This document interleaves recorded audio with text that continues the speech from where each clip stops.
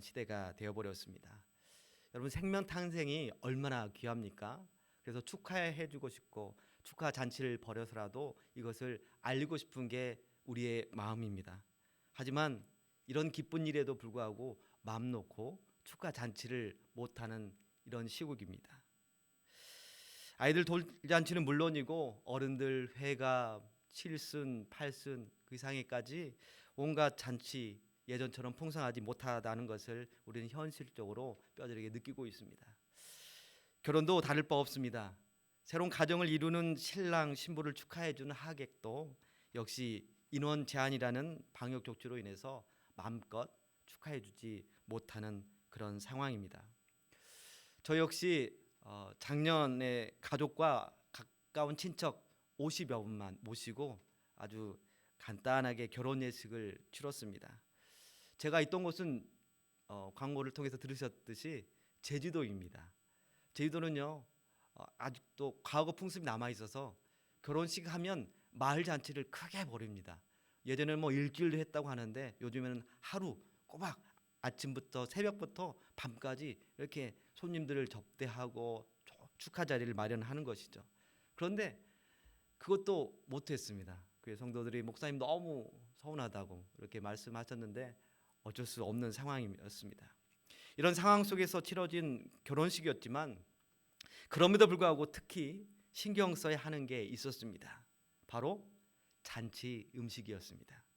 멀리서 오시는 분들에게 부족하지 않게 또한 모든 분들의 입맛에 맞출 수 있는 음식이 뭐일까 이렇게 준비하려고 마음 썼습니다.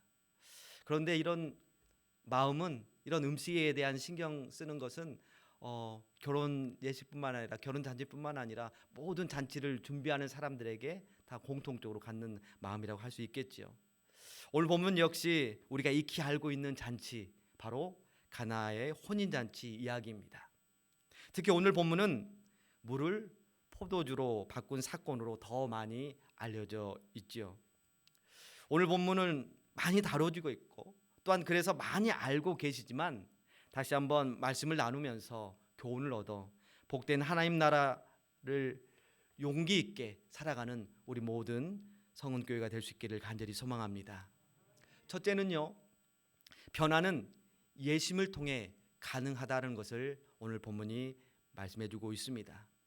예수님께서 물을 포도주로 바꾸신 기적은 단순히 예수님의 신적 능력을 보여줌으로써 마치 마술쇼와 같이 사람들에게 감탄을 불러일으키는, 감동하려는 그런 목적으로 하신 것이 아니었습니다. 오늘 본문 11절은 이렇게 전합니다. 예수께서 이 첫 표적을 갈릴리 가나에서 행하여 그의 영광을 나타내심에 제자들이 그를 믿으니라. 아멘.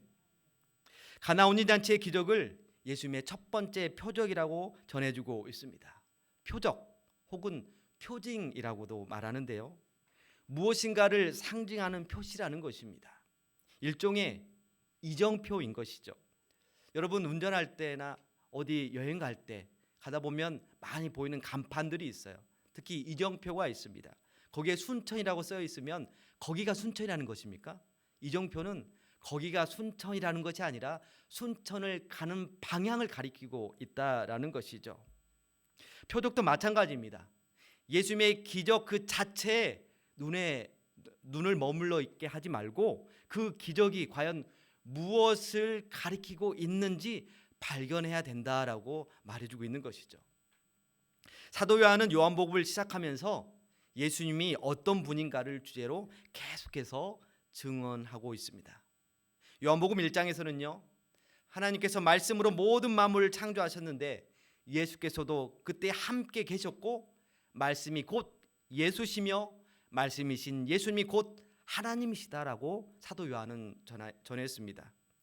그리고 세례자 요한의 입술을 통해서 예수께서는 하나님의 아들이십니다 라고 이렇게 선포하도록 하였습니다. 또한 요한의 제자들을 통해서는 예수께서 메시아임을 증언하였습니다. 그리고 이어서 나다나엘을 통해서는 예수께서 하나님의 아들이요 이스라엘의 왕이심을 증언하였습니다. 이렇게 사도 요한은 당시 예수님을 바라보는 사람들을 통해서 과연 예수님이 어떤 분이신지 계속 증언하도록 했던 것이죠.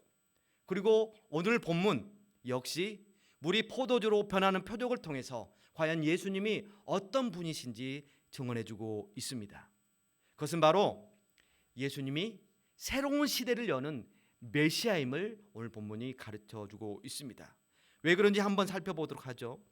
예수께서 포도주로 변하게 한 것은 무엇입니까? 무엇이 포도주로 변했습니까? 다 아시죠? 바로 항아리 속의 물이었습니다.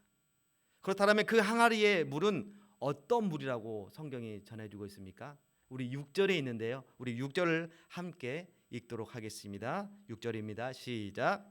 거기에 유대인의 정결 예식을 따라 두세 통 드는 돌 항아리 6이 놓였는지라. 아멘. 항아리의 물은 어떤 물이에요? 정결을 위한 물이라고 전해주고 있습니다. 뭐예요? 손을 씻는 물이라는 거죠. 무엇을 씻을 때 사용하는 물이라는 것입니다. 유대인에게 있어서 손을 씻는 행위는요 너무 중요했습니다. 왜냐하면 그것이 율법에서 명하는 것이었기 때문입니다. 율법이었습니다. 정결 예식이죠.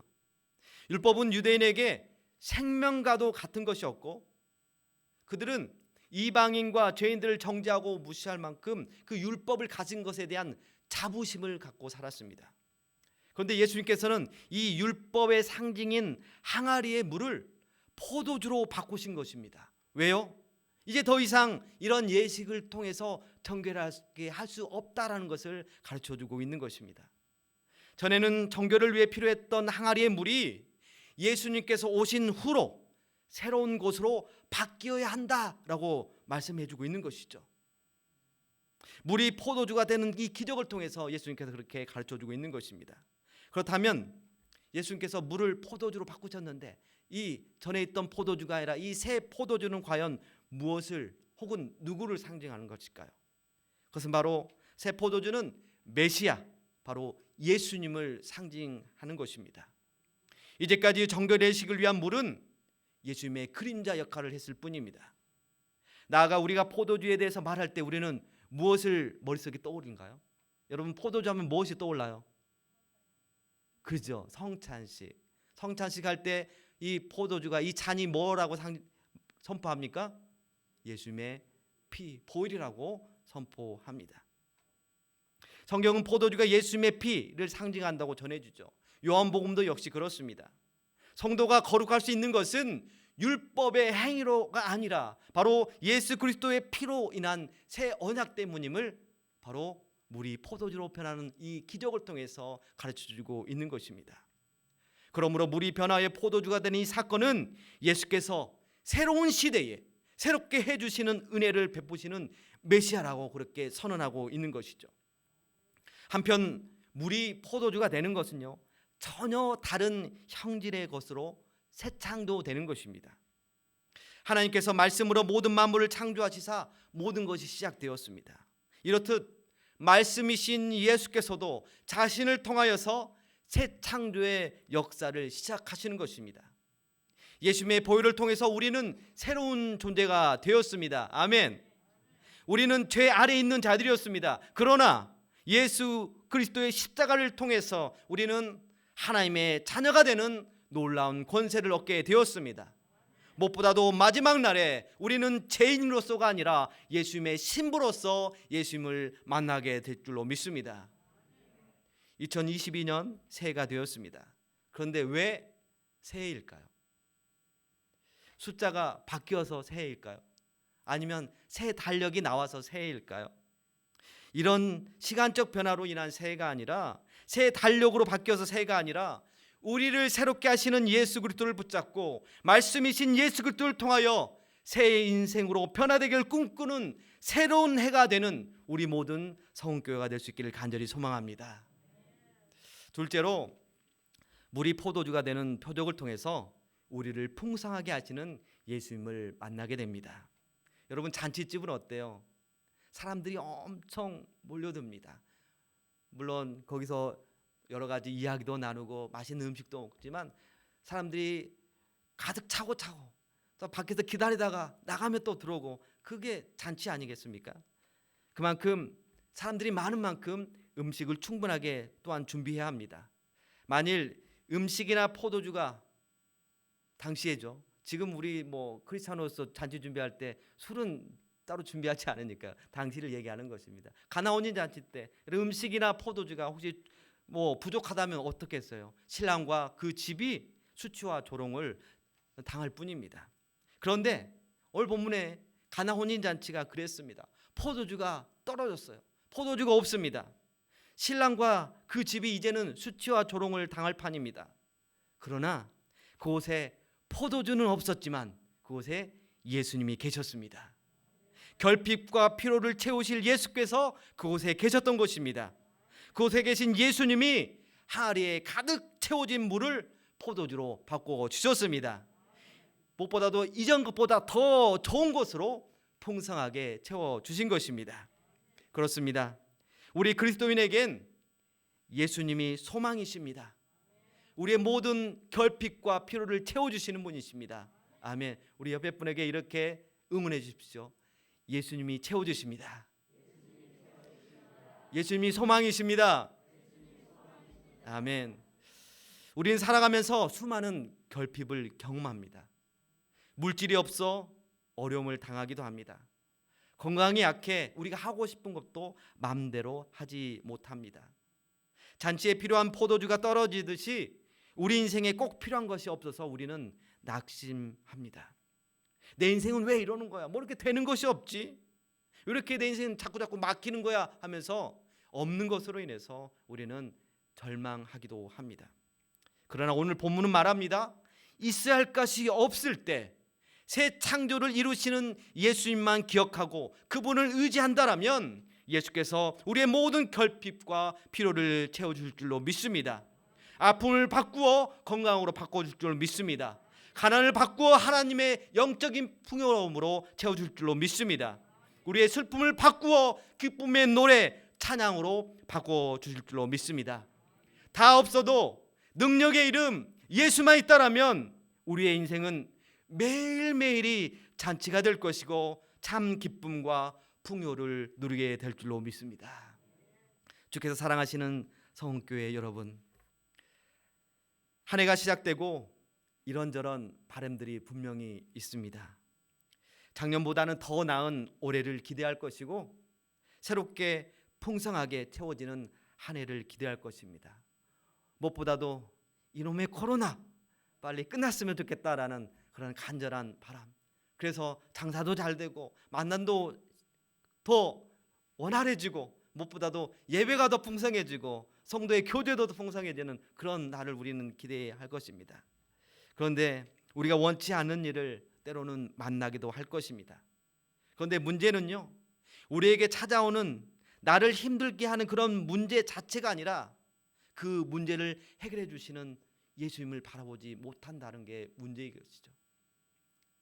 예수님이 답입니다. 우리의 모든 답은 예수님입니다. 근데 이 뻔한 답인 예수 그리스도를 신뢰하지 않는 게 바로 우리의 문제인 것이죠. 우리는 뻔한 것은 어떻게 생각해요? 그것은 쉽고 별것 아니라고 생각합니다. 그러나 흔하게 있는 공기, 흔하게 있는 물 얼마나 소중합니까? 우리가 흔하게 예배당에서 예수님을 선포하고 예수님의 이름이 너무너무 많이 불려진다고 해서 그것이 가볍게 여겨질 이름은 절대 아닙니다. 우리 예수님 흔하게 불려지지만 선포되어지지만 예수님이야말로 가장 소중한 분인 줄로 믿습니다. 너무 소중하기 때문에 공기와 물처럼 흔하게 있는 것이고 매 순간 가까이 가장 가까이 계셔서 우리를 돕는 분인 줄로 믿습니다. 그러므로 뻔한 답인 예수 그리스도를 찾는 우리 모두가 될 수 있기를 소망합니다. 예수 그리스도 안에 그 답이 있음을 우리는 잊지 말아야 할 것입니다. 요한복음은 예수님이 곧 말씀이라고 전해줍니다. 그러므로 성경 말씀에 우리는 생명을 걸고 말씀의 가르침을 지키는 일에 우리가 온 힘을 다해야 될 줄로 믿습니다. 바로 그때 그 현장에 가나 혼인잔치처럼 기적과 같은 놀라운 변화의 역사가 나타나게 될 줄로 믿습니다. 물이 포도주로 변하듯이 우리가 변하고 나아가 우리의 이웃을 변화시키는 그런 통로가 바로 우리 모두가 될 수 있기를 간절히 소망합니다. 무엇보다 코로나 팬데믹으로 인해서 많은 결핍을 경험하는 이 시기에 말씀이신 예수 그리스도를 더욱 붙들으십시다. 그래서 영적인 풍요로움, 바로 부흥을 경험하는 우리 성교회 모두가 될 수 있기를 간절히 소망합니다.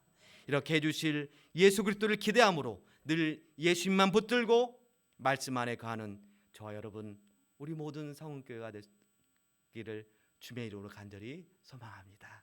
우리 말씀 생각하며 함께 찬양하죠. 오직 예수뿐이네. 함께 찬양하겠습니다.